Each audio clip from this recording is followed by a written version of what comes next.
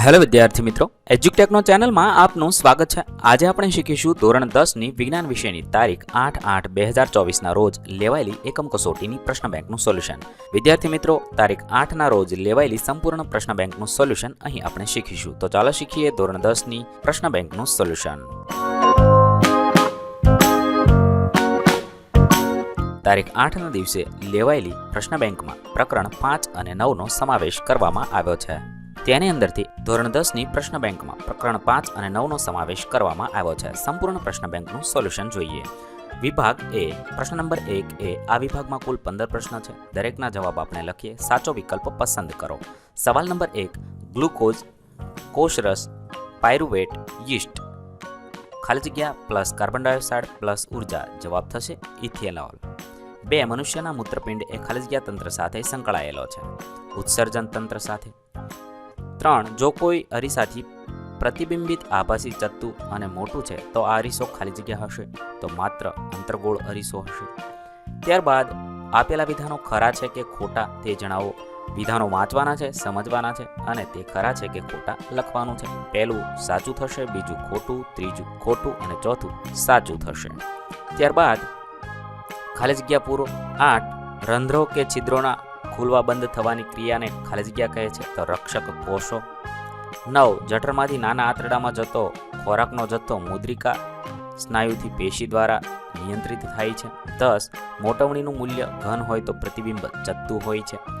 11, કોઈ વસ્તુનું વાસ્તવિક અને ઊંધું પ્રતિબિંબ મેળવવા માટે અંતર્ગોળ લેન્સનો ઉપયોગ થાય છે। આ રીતે જવાબ લખી શકો છો। ત્યારબાદ 12, લાળ રસમાં એમાઇલેઝ ઉત્સેચક હોય છે।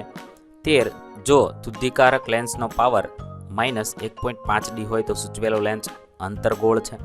ત્યારબાદ એક વાક્ય કે એક શબ્દમાં ઉત્તર આપો। 14, નાના આંતરડામાં આવેલા આંગળી જેવા પ્રવર્ધોનું નામ, તેને રસાંકુરો કહે છે। 15, કયો અરીસો વાહનોની હેડલાઇટમાં પ્રકાશના શક્તિશાળી સમાંતર કિરણ જૂથ મેળવવા વાપરવામાં આવે છે? અંતર્ગોળ અરીસો વાપરવામાં આવે છે। ત્યારબાદ પ્રશ્ન નંબર 1B, આ વિભાગમાં કુલ 10 પ્રશ્ન છે। દરેકના જવાબ આપણે જોઈએ। 1, તફાવત આપો સ્વયંપોષણ અને વિષમપોષી પોષણ। અહીંયા છે તફાવતના મુદ્દા, તમે આ મુજબ લખી શકો છો। વિડીયો લાંબો થવાને કારણે વિદ્યાર્થી મિત્રો દરેક જવાબ હું વાંચીશ નહીં, લાંબા પ્રશ્નોના જવાબ તમે વિડીયો પોઝ કરીને લખશો। ત્યારબાદ બીજો તફાવત છે ધમની અને શીરા। ધમની વિશે તમે આ મુજબ લખી શકો છો અને શીરા વિશે તમે આપેલા મુદ્દાઓ વિડીયોને પોઝ કરી લખશો। 3, આપણા જઠરમાં એસિડની ભૂમિકા જણાવો। તો એસિડ છે ખોરાક સાથે જઠરમાં દાખલ થયેલા બેક્ટેરિયા અને અન્ય સૂક્ષ્મજીવોનો નાશ કરે છે, જઠરમાં એસિડિક માધ્યમ જાળવે છે, પેપ્સિન ઉત્સેચક પ્રક્રિયામાં મદદરૂપ થાય છે અને અદ્રાવ્ય ક્ષારોને ઓગાળે છે। ત્યારબાદ ચોથું છે અંતર્ગોળ અરીસા અને બહિર્ગોળ અરીસા વચ્ચેનો તફાવત, જે તમે આ મુજબ 3 મુદ્દા લખી શકો છો। વિદ્યાર્થી મિત્રો, વિડીયો લાંબો થવાથી હું દરેક મુદ્દા વાંચીશ નહીં, તમે વિડીયોને પોઝ કરી વિડીયો વાંચી અને લખી શકો છો। ત્યાર પછી 5, નીચેની પરિસ્થિતિમાં કયા અરીસા વપરાય છે તે જણાવો। દાઢી કરવામાં અને વાહનની પાછળનું દ્રશ્ય જોવા, એકમાં અંતર્ગોળ અરીસો અને બીજામાં બહિર્ગોળ અરીસો વપરાય છે। ત્યારબાદ 6, આપણા શરીરમાં ચરબીનું પાચન કેવી રીતે થાય છે? અહીંયા છે ચરબીનું પાચન આ મુજબ થાય છે, તે તમે લખી શકો છો। ત્યારબાદ 7, માનવ ફેફસામાં વાત વિનિમયની પ્રક્રિયા। વાત વિનિમયની પ્રક્રિયા તમે વિડીયો પોઝ કરી લખી શકો છો। અહીંયા સંપૂર્ણ પ્રક્રિયા લખવામાં આવી છે। વિદ્યાર્થી મિત્રો, વિડીયો લાંબો થવાથી હું જવાબ વાંચતો નથી। ત્યારબાદ 8, વનસ્પતિમાં પાણી અને ખનિજ ક્ષારોનું વહન કેવી રીતે થાય છે? તો પાણીના સંવહનનો માર્ગ, મૂળ દ્વારા પાણીનું શોષણ, જે તમે આ મુદ્દાઓ મુજબ જવાબ લખી શકો છો। ત્યારબાદ પાણીનો સ્તંભ, મૂળ દાબ દ્વારા પાણીનું વહન, આ મુજબ વનસ્પતિમાં પાણીનું વહન થાય છે, જે તમે આ મુદ્દાઓ અનુસાર જવાબ લખશો। ત્યારબાદ બાષ્પોત્સર્જન દ્વારા પાણીનું વહન થાય છે। આ મૂળથી પર્ણો તરફ શોષાયેલા પાણી અને દ્રાવ્ય ક્ષારોના ઉર્ધ્વવહન માટે બાષ્પોત્સર્જન મદદરૂપ થાય છે। ત્યારબાદ સવાલ નંબર 9, પ્રકાશના પરાવર્તનના નિયમો। પ્રકાશના પરાવર્તનના નિયમો છે આપાત કોણ પહેલું અને પરાવર્તન કોણ R સમાન હોય છે, એટલે કે I બરાબર R। આપાત કિરણ અરીસાના આપાત બિંદુએ સપાટી પર દોરેલ લંબ અને પરાવર્તિત કિરણ બધા એક જ સમતલમાં હોય છે। ત્યારબાદ 10 પ્રકાશના વક્રીભવનના નિયમો। વક્રીભવનના નિયમો તમે આ મુજબ લખી શકો છો. ત્યારબાદ વિભાગ બી પ્રશ્ન 2 વિભાગમાં કુલ 10 પ્રશ્ન છે. દરેકના જવાબ આપણે અહીં જોઈશું. સાચો વિકલ્પ પસંદ કરો. 1. શબ્દકોશમાં જોવા મળતા નાના નાના અક્ષરોને વાંચવા માટે તમે નીચેના પૈકી કયા લેન્સનો ઉપયોગ કરશો? જવાબ થશે 5 સેન્ટીમીટર કેન્દ્ર લંબાઈનો બહિર્ગોળ લેન્સ. બીજું છે નીચે આપેલા સજીવોમાંથી કયા સજીવો પોષક પદાર્થોનું વિઘટન અને શોષણ શરીરની બહાર કરે છે? જવાબ થશે ઈસ્ટ, મશરૂમ અને ફૂગ. 3. નીચે આપેલી કઈ પરિસ્થિતિમાં અંતર્ગોળ અરીસા દ્વારા વસ્તુનું મોટું અને વાસ્તવિક પ્રતિબિંબ મળે છે? જવાબ થશે સી. વસ્તુને અરીસાના મુખ્ય કેન્દ્ર અને વક્રતા કેન્દ્રની વચ્ચે મૂકવામાં આવે ત્યારે. ત્યારબાદ સવાલ નંબર 4 પરાવર્તનનો નિયમ લાગુ પડે છે? જવાબ થશે ડી. બધા જ અરીસા પર ભલે તેની આકૃતિ ગમે તેવી હોય. ત્યારબાદ ખાલી જગ્યા પૂરો. 5. ચૂનાની પાણી ભરેલી ટેસ્ટ ટ્યુબમાં જ્યારે મોં વડે ફૂંક પસાર કરવામાં આવે તો ચૂનાનું પાણી ખાલી જગ્યાની હાજરીમાં કારણે દૂધિયું બને છે, CO2ની હાજરીના કારણે. 6. નાના આંતરડામાંથી સ્ત્રાવ થતો આંતરરસ ચરબીનું ખાલી જગ્યામાં પાચન કરે છે, ફેટી એસિડ અને ગ્લિસરોલમાં. 7. ખાલી જગ્યા હૃદયથી શરીરના વિવિધ અંગો સુધી રુધિર લઈ જાય છે. ધમની હૃદયથી શરીરના વિવિધ અંગો સુધી રુધિર લઈ જાય છે. ત્યારબાદ એક શબ્દ કે વાક્યમાં જવાબ લખવાનો છે. 8. ઉત્સર્જન એટલે શું? પ્રાણી શરીરમાંથી નાઇટ્રોજનયુક્ત હાનિકારક ચયાપચયિક ઉત્સર્ગ દ્રવ્યોનો નિકાલ કરવાની ક્રિયાને જૈવિક પ્રક્રિયાનો ઉત્સર્જન કહે છે. 9. એક ડાયોપ્ટર એટલે શું? 1 મીટર કેન્દ્ર લંબાઈ ધરાવતા લેન્સના પાવરને એક ડાયોપ્ટર કહે છે. 10. વસ્તુમાંથી આવતું મુખ્ય અક્ષને સમાંતર પ્રકાશનું કિરણ બહિર્ગોળ લેન્સ દ્વારા વક્રીભવન પામી ક્યાં મળે છે? સ્થાન મુખ્ય કેન્દ્ર F પર મળે છે. ત્યારબાદ પ્રશ્ન નંબર 2B તેની અંદર પણ 10 પ્રશ્ન છે. તમામના જવાબ આપણે જોઈએ. 1. પોષણ એટલે શું? તેના પ્રકાર જણાવો.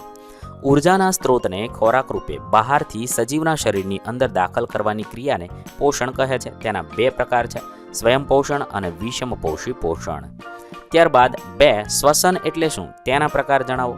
સજીવ કોષોમાં કોષીય જરૂરિયાત માટે ઉર્જા પૂરી પાડવા ગ્લુકોઝ જેવા ખોરાક સ્ત્રોતનો ઓક્સિજનની હાજરી કે ગેરહાજરીમાં વિઘટન થવાની ક્રિયાને શ્વસન કહે છે. તેના 2 પ્રકાર છે, જારક શ્વસન અને અજારક શ્વસન. 3. સમતલ અરીસાથી મળતી મોટવણી +1 છે. આનો શું અર્થ થાય છે? તમે તેનો જવાબ આ મુજબ લખી શકો છો. ત્યારબાદ નંબર 4 પાણી ભરેલા પાત્રમાં ડૂબેલી પેન્સિલ જોતા તૂટેલી દેખાય છે. આ ઘટનાને વ્યાખ્યાયિત કરવાની છે. તો પેન્સિલના પાણીમાં ડૂબેલા ભાગ પરથી આવતા પ્રકાશના કિરણો પાણીમાંથી હવામાં પ્રવેશે છે, ત્યારે પાણીની સપાટી આગળથી વક્રીભવન પામે છે. વક્રીભવન બાદ આપણી આંખ તરફ આવતા પ્રકાશના કિરણો પેન્સિલના પાણીની બહાર રહેલા ભાગની સરખામણીમાં અલગ દિશામાંથી આવતા જણાય છે. તેના પાણી ભરેલા પાત્રમાં ડૂબેલી પેન્સિલ જોતા તે તૂટેલી દેખાય છે. ત્યારબાદ 5 લાસિકા એટલે શું? તેનું કાર્ય જણાવો. લાસિકા એટલે રુધિર જેવું રંગહીન અને અલ્પ માત્રામાં પ્રોટીન ધરાવતું અન્ય પ્રકારનું પ્રવાહી. લાસિકાના કાર્ય જોઈએ તો નાના આંતરડામાં પાચિત ચરબીનું શોષણ અને વહન કરે છે. બાહ્યકોષીય અવકાશમાંથી વધારાનું પ્રવાહી ખેંચી લઈ રુધિરના પ્રવાહમાં પાછું મોકલે છે. ત્યારબાદ સવાલ નંબર 6 નીચેના પદોની વ્યાખ્યા કરો. વક્રીભવન કોણ અને આપાત કોણ. વક્રીભવન કોણમાં લખી શકાય કોઈ પણ સપાટી પર આપાત થતું પ્રકાશનું ત્રાંસુ કિરણ વક્રીભવન પામી સપાટીના લંબ સાથે બનતા કોણને વક્રીભૂત કોણ કહે છે. અને બીજું આપાત કોણમાં લખીશું આપાત કિરણે આપાત બિંદુએ સપાટીને દોરેલ લંબ સાથે બનાવેલ આપાત કોણને આપાત કોણ કહે છે. ત્યારબાદ હવામાં ગતિ કરતું પ્રકાશનું કિરણ પાણીમાં ત્રાંસુ પ્રવેશે છે. શું પ્રકાશનું કિરણ લંબ તરફ વાંકો વળશે કે લંબથી દૂર જશે? કેમ? જવાબમાં લખી શકાય હવામાં ગતિ કરતું પ્રકાશનું કિરણ પાણીમાં ત્રાંસુ પ્રવેશે ત્યારે તે લંબ તરફ વાંકો વળશે, કારણ કે હવા અને પાણીની સરખામણીએ હવા એ પ્રકાશીય પાતળું માધ્યમ છે અને પાણી પ્રકાશીય ઘટ્ટ માધ્યમ છે. માટે હવાની સાપેક્ષે પાણીનો વક્રીભવન આંક વધુ હોય છે, માટે તે પ્રકાશના કિરણને પાણીમાં પ્રવેશતી વખતે વધુ વાંકું વાળશે. આમ હવામાં ગતિ કરતું પ્રકાશનું કિરણ પાણીમાં ત્રાંસુ પ્રવેશે છે ત્યારે તે લંબ તરફ વાંકું વળે છે. ત્યારબાદ સવાલ નંબર 8 મોટવણી એટલે શું? ગોલીય અરીસાની મોટવણીનું સૂત્ર લખવાનું છે. અહીંયા તમે આ મુજબ આકૃતિ દોરી તેને પ્રતિબિંબની ઊંચાઈ વસ્તુની ઊંચાઈના ગુણોત્તરને મોટવણી કહે છે, તેને m વડે દર્શાવાય છે. તે મુજબ લખી શકો છો. ત્યારબાદ તમે ગોલીય લેન્સ વડે મળતા પ્રતિબિંબની મોટવણીનું સૂત્ર મૂકી અને તમે આ મુજબ જવાબ લખી શકો છો. આગળ તમે અહીં નવી કાર્તિજીય સંજ્ઞા પ્રણાલી અનુસાર જવાબ મેળવી શકો છો. ત્યારબાદ 9 ઉત્સર્જન એટલે શું? એક કોષીય સજીવો કઈ રીતે ઉત્સર્ગ દ્રવ્યોનો નિકાલ કરે છે? તો તમે આ મુજબ જવાબ લખી શકો છો. જવાબ લાંબો થવાને કારણે હું જવાબ વાંચતો નથી, તમે વિડીયોને પોઝ કરી જવાબ વાંચી શકો છો. ત્યારબાદ સવાલ નંબર 10 પ્રકાશ સંશ્લેષણની પ્રક્રિયા દરમિયાન થતી ઘટનાઓ. પ્રકાશ સંશ્લેષણમાં થતી ઘટનાઓમાં લખી શકું ક્લોરોફિલ દ્વારા પ્રકાશ ઉર્જાનું શોષણ થાય છે, પ્રકાશ ઉર્જાનું રાસાયણિક ઉર્જામાં રૂપાંતર તથા પાણીના અણુઓનું હાઇડ્રોજન અને ઓક્સિજનમાં વિઘટન થાય છે, કાર્બન ડાયોક્સાઇડનું કાર્બોદિત એટલે કે ગ્લુકોઝમાં રિડક્શન થાય છે. ત્યારબાદ આગળ વિભાગ સી પ્રશ્ન નંબર 3 એ આ વિભાગમાં કુલ 15 પ્રશ્નો છે. દરેકના જવાબ આપણે લખીશું. સૌપ્રથમ ખરા ખોટા છે. ખરા ખોટા વાંચવાના છે, સમજવાના છે અને જવાબ લખવાના છે. પહેલું ખોટું થશે, બીજું સાચું થશે, ત્રીજું સાચું થશે, ચોથું ખોટું અને પાંચમું સાચું લખીશું. આ મુજબ ખરા ખોટા લખીશું. ત્યારબાદ ખાલી જગ્યા પૂરવાની છે. પહેલી ખાલી જગ્યામાં આવશે મૂત્રવાહિની, બીજી ખાલી જગ્યામાં સ્થળાંતર, ત્રીજીમાં ધ્રુવ, ચોથીમાં વધે અને પાંચમીમાં મોટાવણી. આ રીતે તમે જવાબ લખી શકો છો. તમે ખાલી જગ્યા વાંચશો, સમજશો અને પછી જવાબ લખશો. ત્યારબાદ એક શબ્દમાં કે એક વાક્યમાં જવાબ લખવાનો છે. 11 વનસ્પતિમાં વાયુની આપલે મારા દ્વારા થાય છે. હું કોણ છું? તો વાયુ રંધ્ર. 12 અંતર્ગોળ અરીસાની સામે વસ્તુને સી અને એફ વડે રાખતા મળતા પ્રતિબિંબનો પ્રકાર કેવો છે? વાસ્તવિક અને ઉલટું મળે છે. 13 પ્રકાશની કઈ ઘટનાને આધારે આપણે વસ્તુને જોઈ શકીએ છીએ? તો પ્રકાશની પરાવર્તનની ઘટનાને આધારે. 14 બે માધ્યમોના યુગ્મ માટે વક્રી ભવનાંક શાના ઉપર આધાર રાખે છે? માધ્યમની પ્રકાશીય ઘનતા ઉપર આધાર રાખે છે. 15 લેન્સ પાવર અને કેન્દ્ર લંબાઈ વચ્ચેનો સંબંધ દર્શાવો. વ્યસ્ત પ્રમાણનો સંબંધ છે. ત્યારબાદ પ્રશ્ન નંબર 3 બ આ વિભાગમાં કુલ 5 પ્રશ્ન છે. દરેકના જવાબ આપણે જોઈશું. 1 વનસ્પતિમાં પાણી અને દ્રવ્ય ક્ષારોનું વહન સમજાવો. અહીંયા તમે વિદ્યાર્થી મિત્રો, અહીં જવાબ લાંબો હોવાથી હું દરેક પ્રશ્નોના જવાબ વાંચીશ નહીં. વિડીયો લાંબો થવાને કારણે તમે વિડીયોને પોઝ કરી જવાબ લખી શકો છો. અહીંયા પાણી સંવહનનો માર્ગ, મૂળ દ્વારા પાણીનું શોષણ, પાણીનો સ્તંભ, મૂળ દાબ દ્વારા પાણીનું વહન. આ મુજબ જવાબ લખી શકો છો. બાષ્પોત્સર્જન અને ખેંચાણ દ્વારા પાણીનું વહન. ત્યારબાદ 2 અમીબા કેવી રીતે પોષણ મેળવે છે તે સમજાવવાનું છે. તમે આ મુજબ આકૃતિ દોરી શકો છો અને તેની સમજ તમે આ મુજબ લખી શકો છો. ત્યારબાદ સવાલ નંબર 3 અંતર્ગોળ અરીસાની સામે વસ્તુને વક્રતા કેન્દ્ર પર મૂકતા મળતા પ્રતિબિંબની કિરણ આકૃતિ દોરો અને પ્રતિબિંબનો પ્રકાર, સ્થાન અને પરિમાણ જણાવો. તમે વસ્તુનું સ્થાન વક્રતા કેન્દ્ર સી પર મૂકી તમે આ મુજબ આકૃતિ દોરી શકો છો અને પ્રતિબિંબનું સ્થાન, પ્રકાર અને પરિમાણ તમે આ મુજબ જવાબ લખી શકો છો. પ્રતિબિંબનું સ્થાન વક્રતા કેન્દ્ર પર, વાસ્તવિક અને ઉલટું પ્રકાર અને પરિમાણ વસ્તુના પરિમાણ જેટલું છે. ત્યારબાદ સવાલ નંબર 4 બહિર્ગોળ લેન્સની સામે વસ્તુને 2f1 પર મૂકતા મળતા પ્રતિબિંબની કિરણ આકૃતિ દોરવાની છે અને પ્રતિબિંબનો પ્રકાર, સ્થાન, પરિમાણ તમે આ મુજબ આકૃતિ દોરી શકો છો અને તેનું સ્થાન, પ્રકાર અને પરિમાણ આ મુજબ લખી શકો છો. ત્યારબાદ સવાલ નંબર 5 ફેફસામાં આવે વાયુકોષ્ઠોની રચના, મૂત્રપિંડમાં મૂત્રનલિકાની રચના અને તેની ક્રિયાવિધિની તુલના કરવાની છે. અહીંયા વાયુકોષ્ઠો અને મૂત્રપિંડ નલિકા એ બંનેની તુલના તમે આ મુજબ કરી શકો છો. તેના મુદ્દાઓ આ મુજબ લખી શકો છો. વિદ્યાર્થી મિત્રો, વિડીયો લાંબો થવાને કારણે હું જવાબ વાંચીશ નહીં. તમે વિડીયોને પોઝ કરી જવાબ વાંચી અને લખી શકો છો. ત્યારબાદ વિભાગ ડી જોઈએ. તેની અંદર કુલ 5 પ્રશ્ન છે. દરેકના જવાબ આપણે અહીં શીખીશું. 1 વસ્તુના એવા 2 સ્થાન જણાવો જેના માટે અંતર્ગોળ અરીસા વડે રચાતા પ્રતિબિંબનું કદ વસ્તુ કરતાં મોટું હોય તથા આ બંને પરિસ્થિતિમાં રચાતા પ્રતિબિંબના સ્થાન વચ્ચેનો કોઈ એક તફાવત જણાવવાનો છે. તો તમે વસ્તુનું સ્થાન, પ્રતિબિંબનું સ્થાન, પ્રતિબિંબનું પરિમાણ અને પ્રતિબિંબનો પ્રકાર આ મુજબ તમે લખી શકો છો. ત્યારબાદ સવાલ નંબર 2 એક લેન્સની કેન્દ્ર લંબાઈ +50 સેન્ટીમીટર છે તો આ લેન્સનો પાવર શોધો. જણાવો કે લેન્સ કયા પ્રકારનો છે.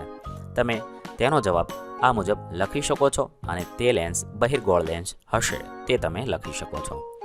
ત્યારબાદ સવાલ નંબર 3 નીચે આપેલા પ્રવૃત્તિમાં કયા કુંડાના છોડમાં પ્રકાશ સંશ્લેષણ નહીં થાય? શા માટે? આ પ્રવૃત્તિ પરથી તમે શું નિષ્કર્ષ તારવશો? અહીં આ મુજબ છે ચિત્ર આપેલું છે. તેના આધારે આપણે આ મુજબ જવાબ લખી શકો છો. કુંડા 2માં રહેલો છોડ CO2ની હાજરીમાં સામાન્ય પ્રકાશ સંશ્લેષણ દર્શાવે છે. તે સૂચવે છે કે પ્રકાશ સંશ્લેષણ માટે CO2 જરૂરી છે. ત્યારબાદ સવાલ નંબર 4, મનુષ્યમાં શ્વાસોશ્વાસની ક્રિયા સાથે સંકળાયેલા અંગોના નામ આપવાના છે અને શ્વાસોશ્વાસની ક્રિયા સમજાવવાની છે. તો શ્વાસોશ્વાસની ક્રિયા સાથે સંકળાયેલા અંગો છે નસકોરા અને નાસિકા માર્ગ, ગળામાં રહેલા અંગો અને ફેફસા. અને શ્વાસોશ્વાસની ક્રિયા છે તમે આ મુજબ સમજાવી શકો છો. ત્યારબાદ તમે આગળ આ મુજબ શ્વાસોશ્વાસની ક્રિયામાં લખી શકો છો. વિડીયો લાંબો થવાથી હું દરેક જવાબ વાંચીશ નહીં, તમે વિડીયો પોઝ કરી જવાબ લખશો. ત્યારબાદ સવાલ નંબર 5, જળચર અને સ્થળચર પ્રાણીઓમાં શ્વસન માટે ઓક્સિજન પ્રાપ્ત કરવાની ક્રિયામાં શો ફરક હોય છે? પ્રાણીઓમાં પર્યાવરણમાંથી ઓક્સિજન મેળવવા અને ઉત્પન્ન થયેલા કાર્બન ડાયોક્સાઇડ મુક્ત કરવા માટે વિવિધ પ્રકારના અંગોનો વિકાસ થયેલો હોય છે, જે જળચર અને સ્થળચરમાં અલગ અલગ હોય છે, જે તમે આ મુજબ લખી શકો છો. ત્યારબાદ પ્રશ્ન નંબર 4B, આની અંદર પણ 5 પ્રશ્ન છે, દરેકના જવાબ આપણે અહીં શીખીશું. સૌપ્રથમ છે એક આકૃતિ છે, તેના અંગોના નામ લખવાના છે, મુખ, અન્નનળી, જઠર, સ્વાદુપિંડ. નામ આપી તમે તે ભાગને અહીં આકૃતિમાં દર્શાવવાના છે, જે આ મુજબ દર્શાવી શકાય છે. સવાલ નંબર 2 છે, મનુષ્યના નાના આંતરડામાં ખોરાકનું પાચન સમજાવવાનું છે. નાના આંતરડામાં પાચનની અંદર પિત્તરસનું કાર્ય, સ્વાદુરસનું કાર્ય, આંત્રરસનું કાર્ય તમે આ મુજબ લખી શકો છો. ત્યારબાદ સવાલ નંબર 3, મૂત્રપિંડ નલિકાની રચનાની આકૃતિ દોરવાની છે. મૂત્ર નિર્માણની ક્રિયા ટૂંકમાં સમજાવવાની છે. તમે આ મુજબ આકૃતિ દોરી શકો છો. તમારા પાઠ્યપુસ્તકમાં પણ આકૃતિ આપેલી હશે. ત્યારબાદ તેની મૂત્ર નિર્માણની ક્રિયાના મુદ્દાઓ તમે લખશો. આ રીતે મૂત્ર ઉત્પન્ન થાય છે. ત્યારબાદ સવાલ નંબર 4, મનુષ્યના હૃદયની નામ નિર્દેશવાળી આકૃતિ દોરવાની છે. આ મોસ્ટ આઈએમપી આકૃતિ છે, જે તમારે શીખવી જરૂરી છે, પરીક્ષામાં પણ પૂછાય છે. પરિવહન પથ અને જમણા ખંડોમાં આ મુજબ તેની કાર્યપદ્ધતિ તમે લખી શકો છો. ત્યારબાદ સવાલ નંબર 5, અંતર્ગોળ અરીસાના સંદર્ભમાં નીચેના પદોને એક જ આકૃતિ દોરી વ્યાખ્યાયિત કરવાના છે, જેમાં વક્રતા કેન્દ્ર, વક્રતા ત્રિજ્યા, મુખ્ય કેન્દ્ર અને કેન્દ્ર લંબાઈ સમજાવવાની છે. સૌપ્રથમ વક્રતા કેન્દ્ર વિશે તમે આ મુજબ સમજાવી શકો છો. ત્યારબાદ વક્રતા ત્રિજ્યા અને મુખ્ય કેન્દ્ર વિશે માહિતી લખી શકો છો. અને ત્યારબાદ કેન્દ્ર લંબાઈ વિશે આ મુજબ લખી શકો છો. અહીં આપણે એકમ કસોટી પૂર્ણ થાય છે. વિદ્યાર્થી મિત્રો, દરેક એકમ કસોટીના વિડીયોઝ આપણી ચેનલ પર ઉપલબ્ધ કરાવવામાં આવે છે. ટાઈપ કરેલા ફોન્ટ સાથે ઉપલબ્ધ કરવાના હોવાથી વિડીયો અપલોડ કરવામાં થોડો વિલંબ થાય છે. વિદ્યાર્થી મિત્રો, આમ જ અમારી ચેનલને સપોર્ટ કરતા રહેજો. થેન્ક યુ દોસ્તો. એજ્યુકટેકનો ચેનલ તરફથી વિડીયો નિહાળવા બદલ આપનો આભાર. આવા બીજા વિડીયોઝ નિહાળવા માટે અમારી યુટ્યુબ ચેનલ એજ્યુકટેકનો અત્યારે જ સબસ્ક્રાઇબ કરો. આભાર દોસ્તો.